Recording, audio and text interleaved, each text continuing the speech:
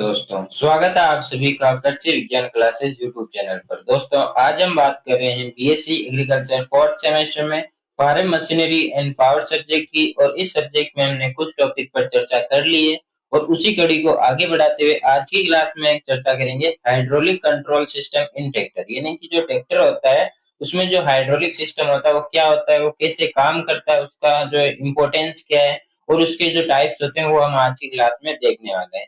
Class काफी important रहने वाली है, इसलिए क्लास के एंड तक जुड़े रहें और इस क्लास को अपने साथियों के साथ शेयर जरूर करें। तो चलिए बिना किसी देरी के हम आज के टॉपिक को शुरू करते हैं। सबसे पहले हम हाइड्रोलिक कंट्रोल सिस्टम होता है क्या है उसके बारे में हम देखने वाले हैं कि जो हाइड्रोलिक सिस्टम क्या होता है कि जो पीछे जो ट्रैक्टर होता है उसके पीछे जो हल हो गया, रोटावेटर हो गया, इनको जो ऊपर नीचे करने का जो काम करता है वो हाइड्रोलिक सिस्टम द्वारा इसको कंट्रोल किया जाता है। उसे ही हम क्या कहते हैं, हाइड्रोलिक सिस्टम कहते हैं।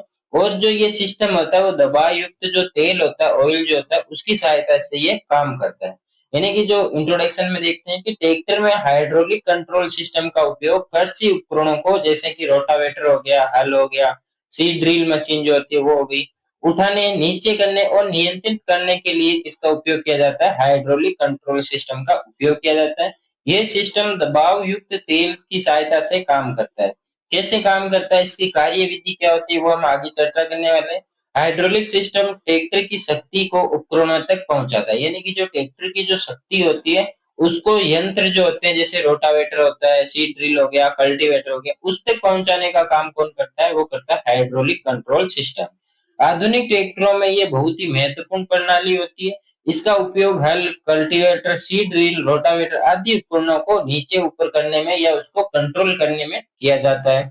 डेफिनेशन की यदि हम बात करें तो हाइड्रोलिक कंट्रोल सिस्टम वह प्रणाली है जिसमें तेल के दबाव द्वारा शक्ति का संचार और नियंत्रण किया जाता है। या आप इसकी सिंपल जो डेफिनेशन है ये भी लिख सकते हैं कि ट्रैक्टर में हाइड्रोलिक कंट्रोल सिस्टम का उपयोग जो होता है वो कृषि उपकरणों को उठाने, नीचे करने तथा नियंत्रित करने के लिए किया जाता है। ये डेफिनेशन भी आप इसकी लिख सकते हैं।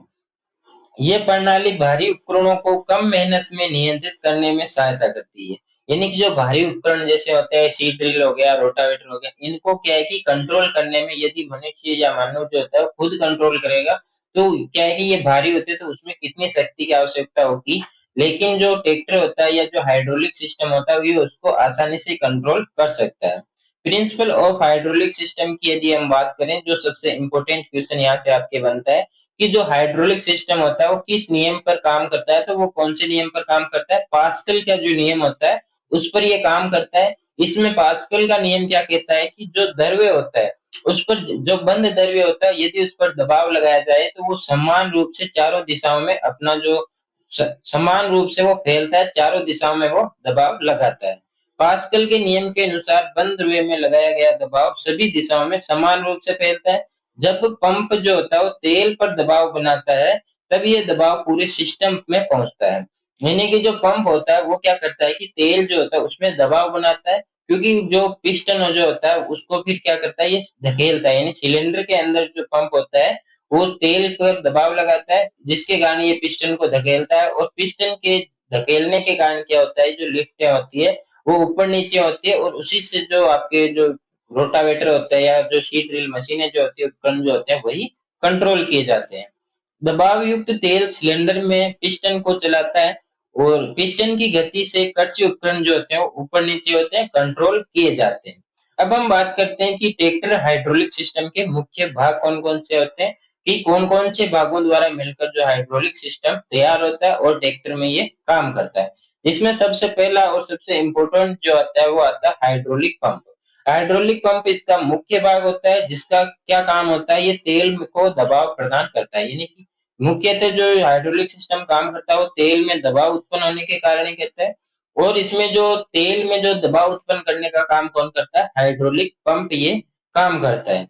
पंप इंजन इंजन से शक्ति प्राप्त करता है। ट्रैक्टरों में सामान्यतः गियर पंप का उपयोग किया जाता है। यानी ये भी आपसे पूछा जा सकता है कि जो हाइड्रोलिक पंप होता है उसमें जो ट्रैक्टर होते हैं उनमें कौन सा पंप काम में लिया जाता है, तो उसमें सामान्यतः जो गियर पंप जो होता है वो इसमें सामान्यतः काम में लिया जाता है। इसके कार्यों की यदि हम बात करें तो तेल को टैंक से खींचना, तेल में दबाव उत्पन्न करना जो मुख्य काम होता है इसका, दबाव युक्त तेल को सिस्टम में भेजना, यानी कि जो सिलेंडर होता है उसमें भेजने का काम होता है। हाइड्रोलिक टैंक की यदि हम बात करें तो इसमें हाइड्रोलिक तेल जो होता है वो संग्रहित किया जाता है। ये सिस्टम को लगातार तेल उपलब्ध कराता है और ये तेल को ठंडा करने में भी सहायता प्रदान करता है। ये इसके मुख्य कार्य होते हैं, और जैसे कि तेल का भंडारण करना, तेल को ठंडा करना, गंदगी को नीचे बैठने देना, ये सब इसके काम होते हैं। किसके? जो हाइड्रोलिक जो टैंक होता है उसके। इसके बाद आता है हाइड्रोलिक सिलेंडर, यानी कि हाइड्रोलिक सिलेंडर क्या करता है कि ये दबाव युक्त जो तेल होता है उसको ऊर्जा को यांत्रिक शक्ति में बदलता है, यानी कि उसमें जो ऊर्जा लगती है, जो दबाव युक्त जो तेल होता है उससे जो यांत्रिक ऊर्जा बनाने का जो काम करता है वो काम करता है हाइड्रोलिक सिलेंडर। सिलेंडर के अंदर जो होता है वो पिस्टन लगा होता है, और जब पिस्टन अपना काम करता है या पिस्टन जब चलता है तभी जो उपकरण होते हैं वो ऊपर नीचे होते हैं। पिस्टन की गति से लिफ्ट आर्म जो होती है, जो लिफ्ट होती है ऊपर नीचे होती है, और जो उपकरण होते हैं वो भी इसी के साथ कंट्रोल किए जाते हैं। उपकरणों का उठाना, उपकरणों को नीचे बैठना का काम कौन करता है? ये करता है आपके हाइड्रोलिक सिलेंडर। इसके बाद आता है पिस्टन। पिस्टन सिलेंडर के अंदर चलता है, और इसमें क्या होता है कि तेल के दबाव से ये आगे पीछे होता रहता है, यानी कि जैसे तेल का दबाव में जैसे जैसे परिवर्तन होता है वैसे वैसे ये जो पिस्टन होता है वो आगे पीछे होता रहता है, और इसकी गति से यांत्रिक ऊर्जा जो होती है वो प्राप्त होती है। फिर आता है कंट्रोल वॉल्व, जिसे हम कहते हैं कि जो कर्सी जो सॉरी कंट्रोल वॉल्व तेल के प्रवाह को नियंत्रित करता है, और ये तेल की जो दिशा होती है उसको ये बदलने का काम करता है। इससे उपकरण ऊपर नीचे या स्थिर रखे जाते हैं, यानी कि यदि उपकरणों को जो होता है उसको यदि नीचे करना है, ऊपर करना है, या उसको एक जगह स्थिर करना है, तो उसका काम कौन करता है? कंट्रोल जो वॉल्व होता है वो इसको नियंत्रित करता है। रिलीफ वाल्व क्या होता है कि ये सिस्टम को अधिक दबाव से बचाता है। अधिक दबाव होने पर क्या होता है कि जो अतिरिक्त तेल होता है वो टैंक में वापस भेज दिया जाता है, यानी कि क्या होता है जब दबाव जो होता है हद से ज्यादा हो जाए तब उस समय कौन काम में आता है? रिलीफ वाल्व जो होता है वो उस दबाव को वापस मेंटेन करता है, उसको नियंत्रित करता है, और जो अतिरिक्त जो दबाव युक्त जो तेल होता है उसको वापस टैंक में भेज दिया जाता है। किसके द्वारा? रिलीफ वाल्व जो होता है उसके द्वारा। फिल्टर क्या करता है? सामान्य नाम से पता चल रहा है कि जो तेल में जो गंदगी होती है उसको साफ सफाई करता है, उसकी जो धूल हो गई, गंदगी जो होता है हटाता है, और साफ तेल को सिस्टम में उनकी आयु बढ़ाता है, यानी कि यदि तेल स्वच्छ होगा, साफ होगा, तो उससे क्या होगा कि जो इंजन होता है या जो सिस्टम होता है, हाइड्रोलिक सिस्टम जो होता है उसकी आयु बढ़ती है, वो लंबे समय तक सही तरीके से काम करता है। फिर आता है पाइप और होज। ये क्या होता है? ये तेल को एक भाग से दूसरे भाग तक पहुंचाता है और उच्च दबाव को सहन करता है, यानी कि ये मुख्यतः इसके भाग थे किसके? हाइड्रोलिक सिस्टम के। कितने भाग हैं इसके? लगभग हमने काफी भागों के बारे में हमने यहाँ पे चर्चा की, जो आपको यहाँ पे एग्जाम में भी सीधा सीधा पूछा जा सकता है कि हाइड्रोलिक सिस्टम के कौन कौन से भाग होते हैं, उन पर डिटेल से आपसे पूछा जा सकता है। नेक्स्ट हमारा आता है कि जो हाइड्रोलिक कंट्रोल सिस्टम होता है उसकी कार्यविधि, यानी कि वो कैसे काम करता है। तो सबसे पहले जैसे ही ट्रैक्टर का जो इंजन होता है वो चालू होने पर जो हाइड्रोलिक पंप होता है वो कार्य करना शुरू कर देता है, यानी कि जो बंद ट्रैक्टर, यदि इंजन बंद है तो ये आपका हाइड्रोलिक सिस्टम जो है वो काम नहीं करेगा, और जब इंजन चालू होता है तभी ये काम करना स्टार्ट होता है। कौन? Hydraulic control system. पंप तेल जो होता है वो टैंक से तेल खींचता है, यानी कि जो पंप होता है वो तेल को टैंक से खींचता है।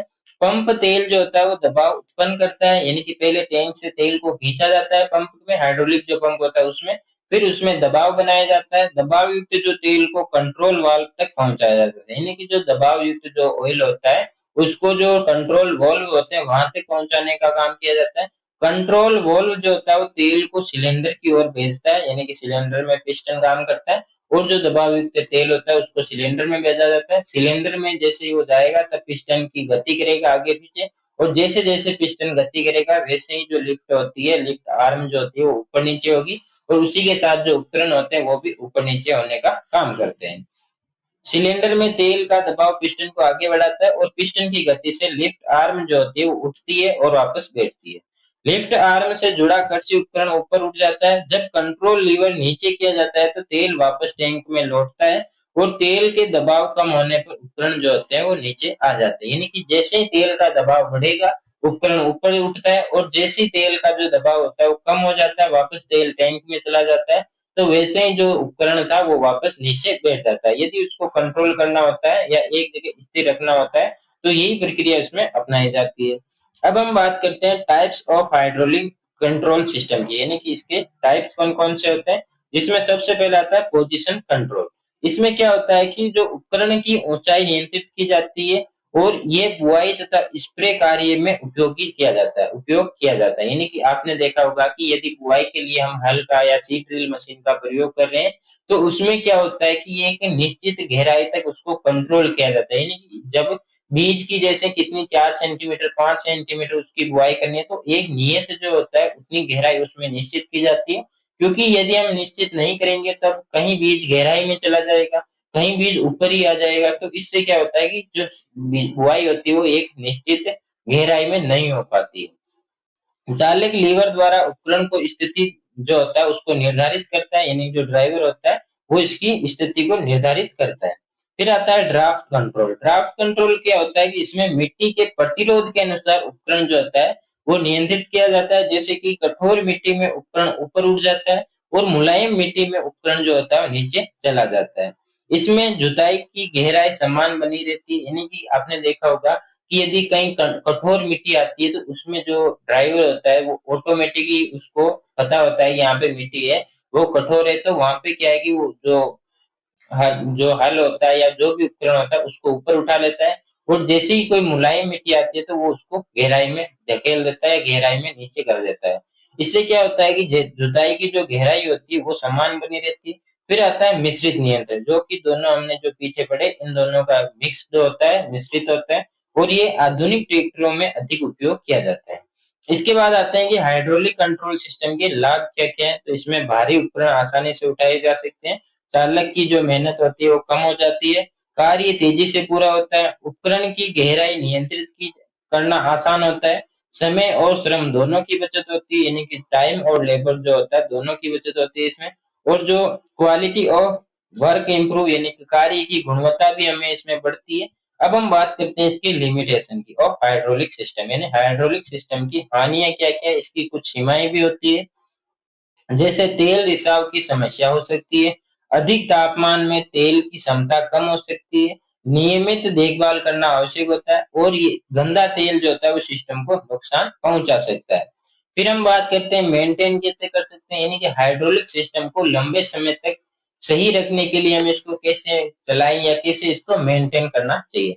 तो समय समय पर आपको तेल की जांच करनी चाहिए होती है, फिल्टर को साफ करना होता है, पाइप और होज जो होता है में रिसाव नहीं होना चाहिए, यानी इसमें लीकेज नहीं होना चाहिए और उचित गुणवत्ता का हाइड्रोलिक तेल उपयोग करना चाहिए, खराब भागों को तुरंत बदल देना चाहिए। तो इस तरह से आप हाइड्रोलिक सिस्टम जो होता है उसको मेंटेन कर सकते हैं ताकि उसकी जो उम्र होती है या लंबे समय तक वो सही तरीके से काम करता है। तो ये था हमारा hydraulic system control system in tractor, जो कि यहाँ पे कंप्लीट होता है। आई होप आपको अच्छे से समझ में आ गया होगा कि जो हाइड्रोलिक सिस्टम होता है वो कैसे काम करता है, कौन-कौन से उसके मुख्य भाग होते हैं और टाइप्स कौन-कौन से होते हैं, इसकी हानियाँ क्या है, इसकी लाभ क्या है और इसके साथ इसको कैसे मेंटेन कर सकते हैं। ये इन सब पर हमने आज की क्लास में चर्चा की। यदि आपको टॉपिक अच्छे से समझ में आ गया है तो क्लास को लाइक करके अपने साथियों के साथ शेयर ज़रूर करें और चैनल को सब्सक्राइब करके बेल आइकन को प्रेस कर दें ताकि जब भी नेक्स्ट लेक्चर अपलोड हो तब आपके पास नोटिफिकेशन सबसे पहले आए। और यदि आपको पुराने पेपर, गेस्ट पेपर या इम्पोर्टेंट क्वेश्चन की पीडीएफ चाहिए तो उसके लिए आपको टेलीग्राम चैनल ज्वाइन करना होगा। टेलीग्राम चैनल की जो लिंक है वो डिस्क्रिप्शन में दी गई है, तो वहां से आप टेलीग्राम चैनल को ज्वाइन करना बिल्कुल ना भूलें। जल्दी मिलेंगे हम नए टॉपिक के साथ नई क्लास में, तब तक के लिए धन्यवाद। जय जवान जय किसान साथी।